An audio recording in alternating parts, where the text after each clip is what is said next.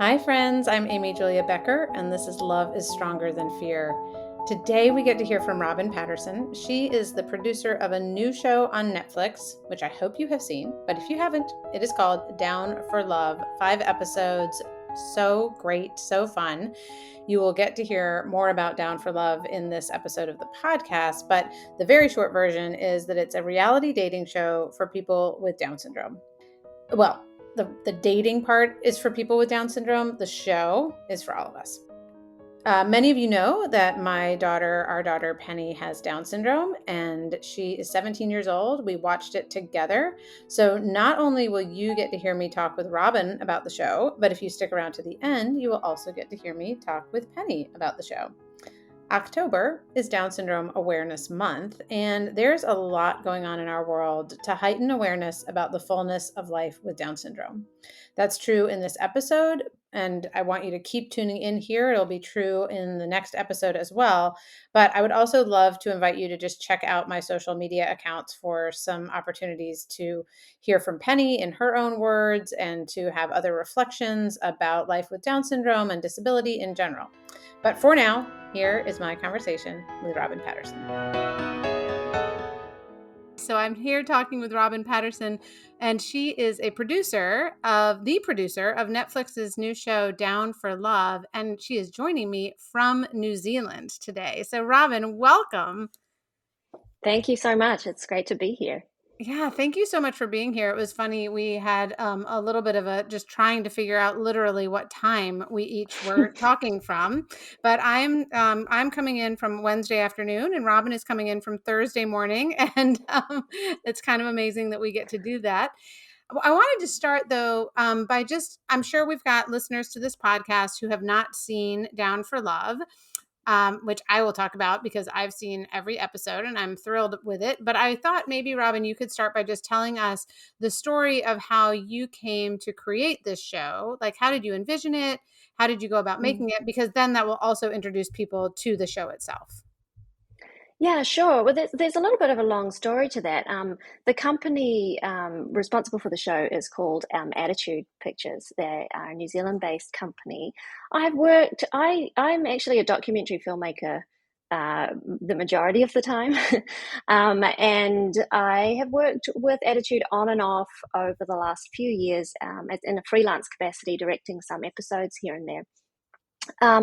And I'd actually just come back into the country from Chicago because I had a film release over there, and COVID struck, which changed a lot of things, obviously, for everybody. And for me, that meant being based here. In New Zealand, we were really lucky over that time that we didn't have COVID in the community for quite a long time. And I ended up producing a series for Attitude, a series that's been long running since I think 2005, which is a Sunday morning show here that each episode is about somebody living with a disability, and that is in various different capacities. And obviously over the years that's changed enormously from a magazine style show to more of a documentary style show.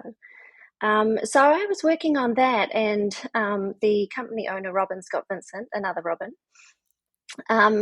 had the idea that she wanted to do something in the space of Down syndrome and relationships. I had a background working in primetime TV, so I thought I could take that and actually make it something that could appeal to a wider audience and bring awareness to a wider audience. So I brought on board a creative team of people, including director Canada Beveridge, after developing the concept for Down for Love, which is really, I guess, along the lines of a dating show for people living with Down syndrome. And the reasoning behind that was so that people living with Down syndrome would be treated equally to other people, just as much right to a relationship. While we were developing the concept, though, I had a lot of consultation with people in the Down syndrome community, participants, and Zandra Vassarino, who runs the New Zealand Down syndrome organisation here. So we had a lot of conversation even before the concept came about in terms of what people were looking for in the community, what people's frustrations were, and also what people wanted to see and also participate in. So there was a lot of conversation before that show came about. So sorry, that's a long-winded way of coming back to the show, but there's a little bit of background there. No, that's what I wanted to hear, because I think when I first heard about the show, I'm always a little bit wary as the mother of someone with Down syndrome. I just Mm, wonder, how is Down syndrome going to be portrayed? Is this going to be a fully realized picture, or is this going to mm, be, I don't know, kind of using people with Down syndrome as a prop? And I yeah. was obviously, I wouldn't be talking to you if Mm, I wasn't like really excited about the way in which you approach the entire topic. But you can tell that there was incredible intentionality in the way you mm, went about not just the kind of dating aspect of things, which is obviously kind of the hook for the show, like who's going to end up with yeah. who and how is this going to be developed, but in really doing some of the background work on these individuals and their stories and their families, and Mm, really showing both, yeah, the fullness of their lives, which we'll get to talk about a little bit. But I wanted to start by just asking, like, how did you actually go about finding participants? Like, how did you find your, I mean, characters, for lack of a better word, because I know it's reality, so they're not characters like fictional characters, but they're still yeah. kind of playing a role in some ways. Well, first of all, thank you for saying that, and that because that was super important to us. That was the approach of the show, and also that people living with Down syndrome were very much able to lead their own stories and not have their stories told by somebody, and that was a really key part to how we wanted to conceive of the show. Um, in terms of how we went about finding people, and we were so lucky to find amazing people in the community. Some people we knew already because we'd worked with them before. People like Carlos, we were familiar with his photography. He'd won awards for his photography. Mm-hmm. Um, my sister actually runs an organization called Upside Downs, which is working with speech therapy for children with Down syndrome. And she had done a little bit of work with Carlos in terms of his poetry and bringing his poetry to younger people who also live with Down syndrome, because he's a bit of an inspiration Yeah. to them there. He's got an incredible facility for language in general. Lily, we had worked with before. We're familiar with Lily. She's an actress. She'd done plays that we had covered as a story. And Libby Hunsdale was a bit of a movie star. She had recently released a film, lovely film called Poppy, where she'd done a beautiful job as the lead actress. So we were familiar with Libby as well. So we reached out to them. All of them were very keen to be involved. And beyond that, it was really the creative team. We had a researcher, two researchers who went out into the community, contacted community organizations. We put a call out to see if people were interested, and people put their hands up. There were a lot of people who were really keen to be part of it.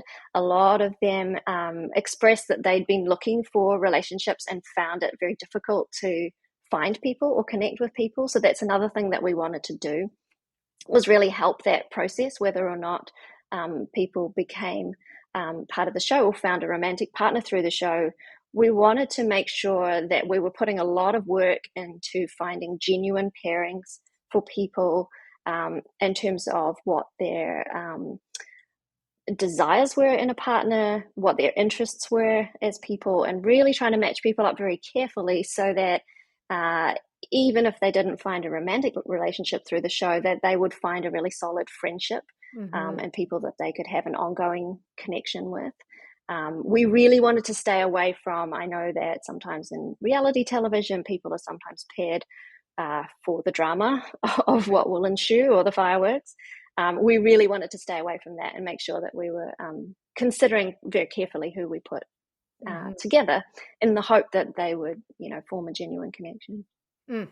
Well, and it does. I mean, you see that, just both the genuine connection part as well as the some of them end up in friendships. I'm not going to give too much away here, and others in romantic relationships. And you also hear this kind of undercurrent of real desire for those friendships Mm. and relationships. And the fact that that is a challenge, even though once you kind of watch those forming, you think, oh my gosh, I would like to be friends with this person. There's just a Yeah. genuineness and a sincerity to all of them who are very different from one another. And yet that sense of just like a kind of open and vulnerable heart, I do think was a through line among like most of the characters. So anyway, I really, really loved them.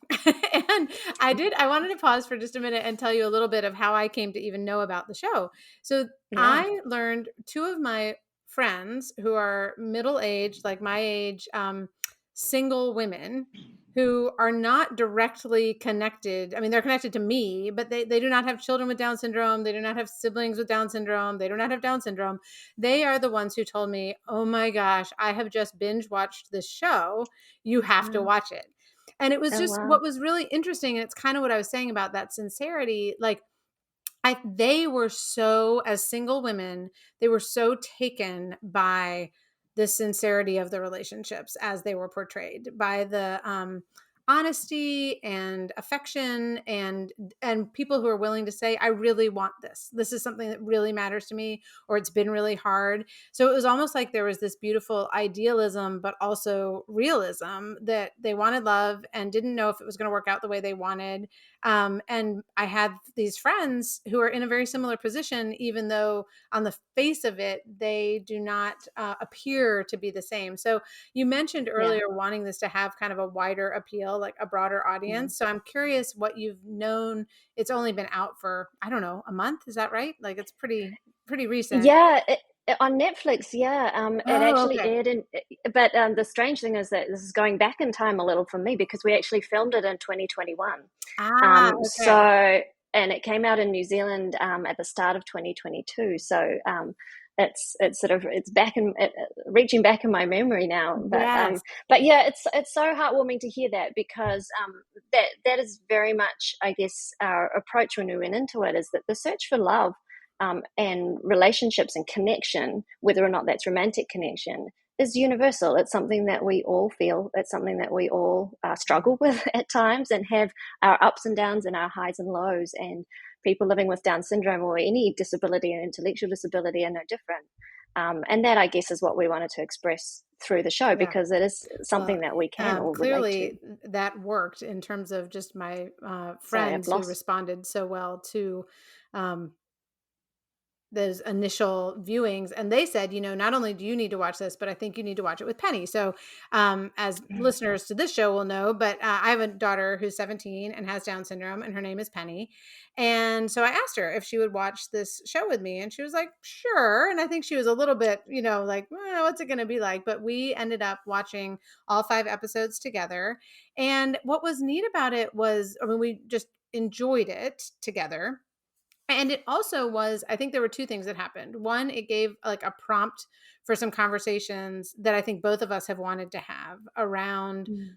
dating, friendship, romance, like some of those types of questions. And Mm. that's just really helpful to have a prompt for that, to be able to say, okay, who could you relate to, and what did you feel when you saw this, and what do you think about that? But also it made me think a lot about how important storytelling is in shaping our imaginations for what is possible in Mm. life. And for Yes. most people who do not have Down syndrome, there is an imagination around love and romance and marriage that's Yeah. just kind of handed to you by the culture. And that's often not the case with people with intellectual disabilities and with Down syndrome in particular. And so I'm curious, like, I don't know how you felt, like, what gave you the freedom to imagine those possibilities?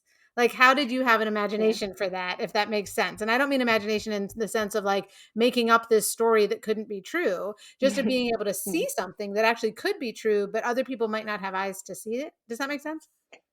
Yeah, absolutely. And look, I credit a lot of the conversations we had in the I guess the origin process of the show. I had a lot of conversations with Sandra from the New Zealand Down Syndrome Association, and families in the community, just really talking about where people were at and their feelings around it, because it was really important to us to get that right, I think, and to find the right level for that. And what people expressed a lot of the time was the feeling, and this includes some of the people who became participants, was the feeling that, there's often a well-intentioned but overly protective bubble that's put around people with intellectual disabilities, Yes. which they really feel limits their choices and their ability to have fulfilling relationships in the way that they see their siblings having, and other people around them and friends. And there's a lot of reaching out and wanting that. Families also expressed that they felt they would love to encourage their children and help their children to, and I say children because a lot of them were talking about teenagers, but in the case of Down for Love, of course, we're talking about adults. We had an 18 cutoff, so that everyone was in that bracket.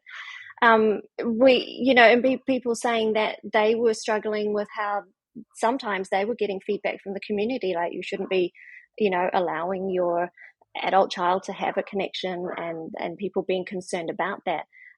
But there was a real expression of a desire to have that conversation and to change that conversation and that narrative, and to treat people equally in that regard, and to empower people to be able to have fulfilling romantic and other relationships like anybody else. Xandra from New Zealand Down Syndrome Association is very strong on that people should be empowered and they have every right to have relationships like everyone else. So I think that gave us the confidence going into the show that we'd really, listened to the community on that one, and that we were really wanting to make that possible for our participants who were really expressing that desire. Well, I love But that, it's and an I think, important conversation. yeah, Sorry, that's what I there's was a going to say. delay. I have Yeah. two different strains of thought from what you just said. Yeah. One is just that it is, I do think I learned, and it's a pretty simple phrase, but the phrase, the dignity of risk, a couple of months ago, as it pertains to, uh, like, really how important it is as a parent who, and this is true for all of my children, but I feel it the most with Penny. I'm so want to protect her. And there is such a sense of like, oh my gosh, you're more vulnerable than other people, so I need to protect you more. And yet it is giving her the dignity that she is due to let her take risks. And that might be Yes. the risk of like preparing food, whether that's like Mm. taking a piece of toast out of the oven and she might burn herself, or cutting a, pepper to eat for dinner, or the risk of a relationship, the risk of, some sort of, whether it's physical or emotional, whether that's rejection or acceptance. I mean, there are risks all involved there. And I think there has been such a sense of, as parents, having to protect our children from this kind of big, scary world. And Yeah. there is a conversation about, but what would it mean to actually equip and empower them to go into that world? And I Yeah. think there's more and more of that happening. And again, shows like this help us to actually imagine that could be possible. So I really Yeah. appreciated that, and thought a lot about it. And it again was a good prompt for me to be able to talk to Penny about some of Mm. those things, about, what does it mean to feel in your body that you're attracted to someone? What does it mean? Yeah. There's a lot of conversation around consent, whether that's the Yeah. consent to hold hands or to do something that's much more physical, Mm. between two, romantically involved partners. So I just Yeah. really appreciated the way throughout. I mean, it really came throughout the show, and there were early on, especially, you had some conversations where you saw parents both grappling with how much are we going Mm. to let them explore and do, and also being like, yeah, we want them to be able to like really live their lives, and we believe they can do that and deserve to be able to do that. Thank you. Yeah, we really wanted to include that conversation with parents because that's so relevant to the situation. And of course, it is challenging territory. I'm a mom, I understand.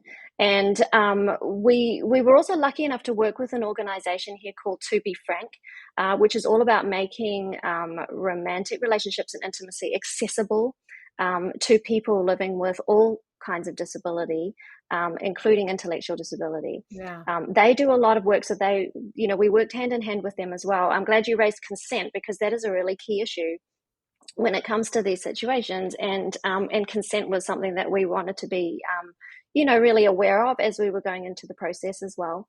And so, to be frank, we're a wonderful organization to work with, and to work with some of our participants on and off screen, as we were going through the process, to make sure that that was safe for everybody, as well. Because, yeah, like you said, there's a lot of conversation to be had, but a lot of the feedback that we've had, along the way and since the show came out, is that people have been having these conversations with their children, with their partners, with their adults who have Down syndrome, and that conversation's been had more widely, and I think that's a positive thing. Yeah, Mm. I believe so. And I'm another question I had. This is kind of a different tack, but this is not a documentary. You have a documentary background, and there were Yeah. decisions made to not pull out and say, let me tell you, the viewer, what Down syndrome is, Mm. and let me explain the, potential biases that people with Down syndrome face, or let me, Mm. there really was a sense of allowing characters to represent themselves. And then as a viewer, we either, we think what we're going to think about it. And I'm Yeah. curious, like, how you made those decisions, like, to just that decision not Mm. to make even parts of this documentary and really let it be a dating show. Yeah, it was really important to me to find that balance, because we wanted to, yes, make a dating show, in that relatability to everybody, and it's recognizably a dating show. However, we also wanted to take that documentary lens to it, so that we were taking more of a documentary approach when it came to allowing people to lead their own stories, uh, filming people with their families a little bit, not putting we were very cautious with the narrative voice, so that was really, sort of, I guess, filling in gaps rather than leading the story or telling Yeah. people what to think. That was important to us, and so for me, bringing on board Canada Beveridge as director was key, to that. I wanted to bring on board another documentary filmmaker who really understood that sensibility, and was going to maintain that approach as we were doing the filming. I had previously were actually I first met Canada when she interviewed me after a documentary film that I had put out about Zimbabwe, because I grew up in Zimbabwe. Hmm. And she was working for BBC World Service at the time. She's originally from the UK. And that's how we met. And then we've crossed paths a number of times since in our documentary work. Um, so I knew that I could trust Candida to understand the sensibility that I wanted to carry through the show. And again, I felt that was an important part of, I guess, safeguarding the community and that message, and not wanting to apply that sort of reality construct and make it about entertainment. We really wanted to convey um, people's own thinking, and allow them and empower them to tell their own stories. Yeah, it felt really respectful to me, and I think to Penny as well, because again, it was really interesting to hear her responses to the show, because she did just talk about. I asked her some questions afterwards, and she talked about how, as a and I've asked her before whether it matters to her to see people with Down syndrome represented in movies, and she's been like, no, not really. Like, I can relate to anyone; it doesn't really matter.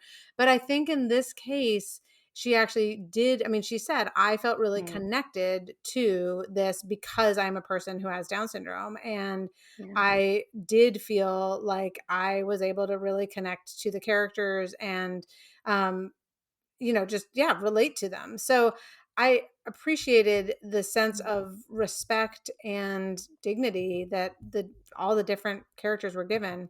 One other thing I wanted to ask you Thank about. you. So there are a couple different storylines that we get in the Mm. backstory of the characters. So Mhm. I think it was Lily who very matter of factly tells I, I guess either in an interview, I guess in an interview format says that her parents were not able to take care of her, and so she Mm. was adopted. And we have another kind of backstory of a young man with Down syndrome who has been adopted.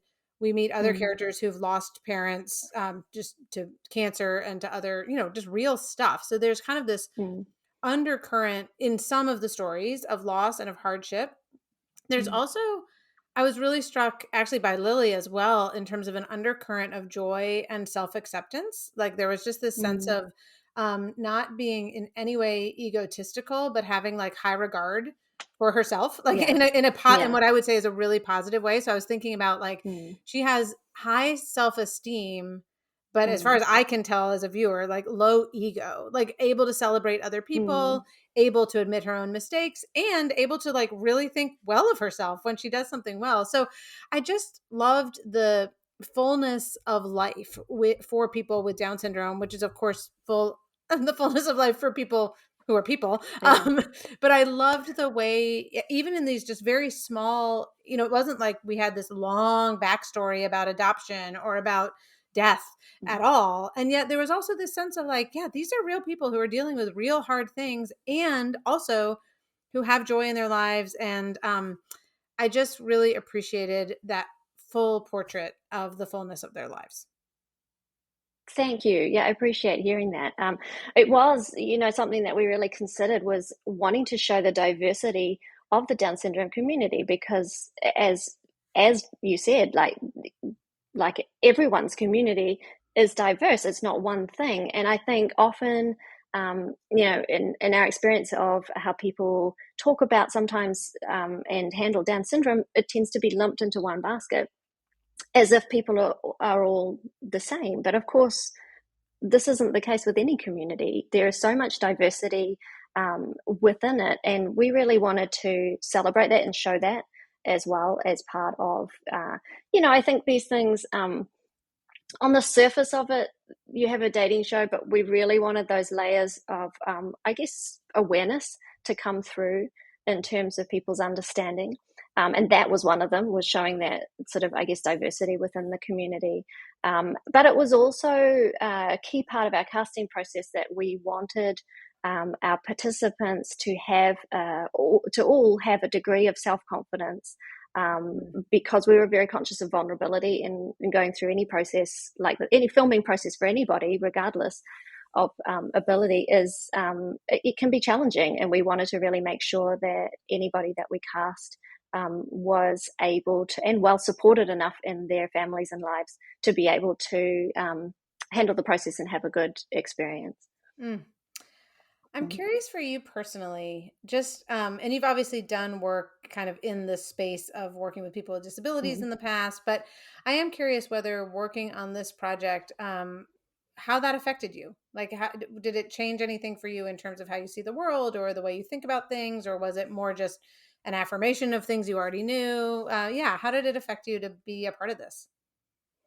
That's a really interesting question. I mean, look, it's impossible to be a part of the show and not be affected emotionally by everyone's stories. I think all of us were as a team. I think it was one of the most heartfelt journeys that we went on, and we really felt all of the highs and lows for our participants as they went through the journey. I think we were very, very invested emotionally in that journey with people.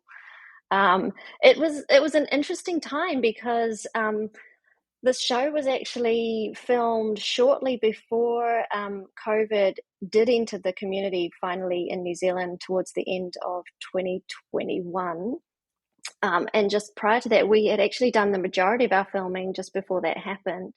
But we ended up in a very long lockdown here in Auckland just as filming ended. So all of our post production was actually done remotely. I was in one place, Huh. director was in one place, editor was in one place, participants obviously all individually at home. So we were communicating remotely through that process, which was very strange. And then the second part of it was filmed after COVID within the community. So we were putting COVID protocols in place and filming a little differently with distancing and so forth.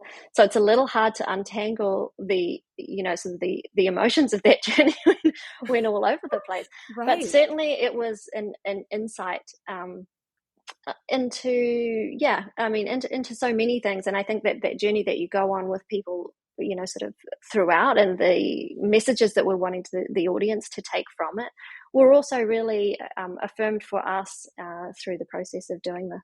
And I mean, I learned a lot. I learned a lot from everybody who was involved. there's always so much, you can know so much and you can consult so much, but there's always so much new learning to be had when you actually undertake a journey like this. And it really opened my eyes to a lot of things. Well, and you may have already answered this question, but my the final question I was going to ask you was one that the only one that Penny wanted me to ask you, and because I said to her, I was like, "What do you want me to ask? I get to talk to the producer of the show," and she kept saying, "I don't know, I don't know." After we watched each episode, and then we finally got to the end of the final episode, and she said, "I do have a question," and I said, "Well, what is it?" And her question is, "Are you going to make another season?" So that's my question for you. Are you going to make another season? I'm sure you've been asked this because there's a little bit of a cliffhanger on multiple Yeah. relationships when we get to the end of the show. Yeah, look, that's a really good question, and it's a slightly complicated answer. The short answer is yes, there is another season underway. Yay! So that is something to look forward to. The slightly more complicated end of that is that unfortunately none of us who were involved in the first season are involved in the second season. So it's being made by an entirely different team of people. There were a lot of changes at the company just after this came out. And a lot of us sort of moved, including the executive producer, me, the director, the editor, Okay. and so forth. We've moved on, but there is a second season coming out, and I'm sure they will continue what we started. And yeah, I look forward to seeing it like everybody else. So it'll be, Well, it'll be interesting to see. that will be interesting just to compare, and I'm kind of glad to have that insider information whenever it does come out. But yeah, I do think it is a sign. My other friend, who one of the women who told us in the first place to watch it, was like, I really want to know what has happened to these different characters, and I Yeah, just want to know how they're doing in their life now. So there is a sense of feeling really connected and invested in the stories, which I think is yeah. speaks to the storytelling that you and your team were able to do. Obviously, speaks to them as humans as well, but also to the ways you were able to convey something true about their stories. Thank you so much. And it's been an absolute pleasure to stay in touch with so many of the participants, even though, we haven't continued into the second season as a creative team. We all love hearing from so many of the participants who still contact us with updates and for chats and getting in touch. So that's been really nice. Mm. Hearing what they're getting up to, and of course we're still in touch with the New Zealand Down Syndrome Association, who also keep us posted. So that's been wonderful, just to kind of stay. I won't give away any spoilers, but there's a lot been happening in so many of their lives, and it's wonderful to have that connection ongoing. Well, I may, when we stop recording, ask for a few spoilers, but we'll leave it at that for now. And I will just say to everyone who's listening, obviously, that I just highly recommend the show, and it was a wonderful experience for me to watch with my teenager with Down syndrome. But I can speak on behalf of other women my age, at least, and say that they really loved watching it too. And actually, both my son and my daughter, who are younger than Penny, watched not all 5 episodes, but also felt really invested and wanted to know what was going to happen. So you made something beautiful, and we are grateful, really grateful for it. Thank you. All right, we've got a really fun bonus feature to this episode today, which is that I'm sitting here with my daughter Penny. And as you all have just heard, Penny and I got to watch Down for Love together. So I asked her if she would join me for a few minutes on the podcast just to talk about the experience of watching that show. So, hi, Pen. Hi. Um, I would love to hear you describe Down for Love. So, how would you describe it to someone who has not ever seen it before? Down for Love is a reality dating show where people with Down syndrome and other disabilities go on blind dates to try to find love. That is a great description. Thank you very much. When you hear the name of it, Down for Love, what do you think it means to be down for love? I think Down for Love means you have Down syndrome and are down to find a connection or love. Yeah, I really like the title. Do you like the title? Yeah. Yeah. Okay, so there are lots of characters in the show that we see over the course of like 5 different episodes. I'm curious who your favorite character was and your favorite couple. My favorite character was Libby because she has a lot of things in common with me. My favorite couple has to be Lucille and Brayden because all of the blind dates have been someone creative and they connect more with each date. Yeah, they were really fun to watch together, I thought. Yeah. I really enjoyed them a lot. So I'm curious for you, did watching that show make you think about your own desire to date people? Yes, I do wish I had a boyfriend, but right now I'm enjoying single life. Well, I'm glad to hear that. I'm glad you're enjoying single life. In fact, I will say the homecoming dance, which you just had, Mm-hmm. where you were one of the single ladies, seemed like it was really fun. Am I right? Yeah. And there were a lot of you who were single and dancing together, right? Yeah. So that's cool. But here's my question for you. Do you think that it is harder to find people to date because you have Down syndrome? I have only had one boyfriend in my life, which in a certain version did not last very long. Um, it was pretty easy for me to find a guy because he also has some sort of disability, so we could connect in that way. We've been friends for a while, and I think we're gonna keep it that way. So it felt like it was like easy to connect as boyfriend girlfriend in the beginning, even though it didn't last. Hmm. But that was because of both having a disability. Yeah. Yeah. Well, I am looking forward to the day when you find the right guy for you. And it can take as long as it needs to take, but I'm certain it's going to happen. All right, back to Down for Love. Did you like the show? And I'm curious if you can say why or why not. Yeah, I like the show. I liked it because I could relate with trying to find a guy and trying to connect our interests together. I felt like one thing I thought was really interesting. Do you remember who told us about the show in the first place?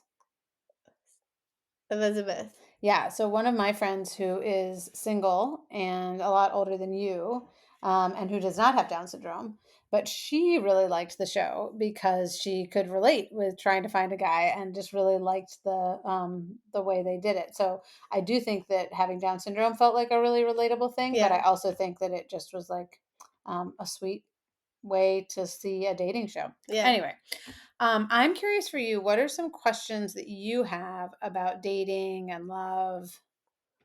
I had a few different questions. Am I ever going to find love? How do I know if a guy likes me more than a friend? Does the guy feel the same way? What if I like a guy but he just wants to be friends? Those are all such good questions, and we will use those as a basis for some conversations just between the two of us. Yeah. How about that? Okay. All right. What are some fears you have or challenges that you think you will face when it comes to like love and dating? A fear that I have is getting rejected or not having the same interests. Mm. A challenge that I think I will face if I like a guy more than a friend, but he only likes me as a friend.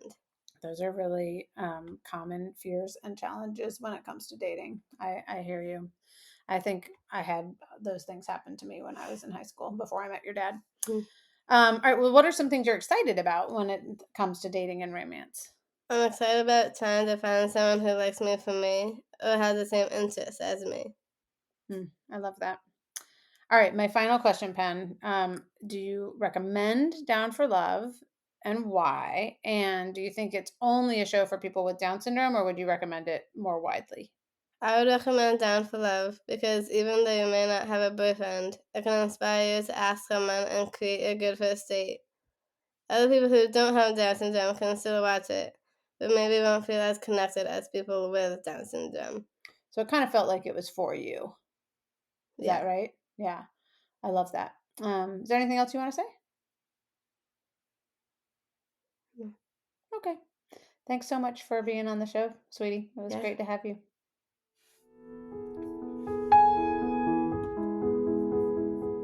Thanks, as always, for listening to this episode of Love is Stronger Than Fear. There is more good stuff to come. Next time, I'll be talking with Stephanie Meredith, who is the author of a new study about receiving a prenatal diagnosis of Down syndrome. And it may seem as though these episodes are particularly relevant for people in the Down syndrome community, and that's true. But what I want to do is have conversations that really invite a wider cultural gaze to be understanding why these issues related to disability and to Down syndrome in particular matter for all of us. So I hope you'll join us for the Stephanie Meredith episode in 2 weeks. Well, it drops in 2 weeks, depending upon when you're listening to this podcast, of course. I also had a chance to write about the study that Stephanie conducted, and I wrote about it for Time recently. So we will link to that in the show notes. I had an essay called Doctors Don't Know How to Talk About Down Syndrome. I also have a free gift available to anyone who heads over to my website, amyjuliabecker.com. There you will see a pop-up, and that will lead you to a resource with an essay I wrote called 5 Things I Wish I Had Known When Our Daughter Was Diagnosed with Down Syndrome. It's one of my favorite things I've ever written, and I would love for you to check it out and perhaps share it with a friend. Along those lines, if you do go over to amyjuliabecker.com/newsletter, you can sign up for a free monthly email that's full of reflections from me and also offers upcoming speaking events, books I'm reading, podcasts I'm listening to, and, other fun news. I'm going to also ask a favor. Would you do a really helpful thing for me and leave a review on Apple Podcasts or Spotify or wherever you listen to this podcast? It takes a couple of minutes, and I know your time is precious, but your review helps this content to reach more people. So please do subscribe, share, review, all the things, so that you don't miss any new episodes and so that other people can really join into this community of learning and listening together. I love to hear from you. My email is amyjuliabeckerwriter@gmail.com. I am thankful for Jake Hansen for editing this podcast, for Amber Beery, my social media coordinator, and I'm thankful for you as my listener. So I do pray and hope that today, as you go into all the things you're doing, you will carry with you the peace that comes from believing that love is stronger than fear.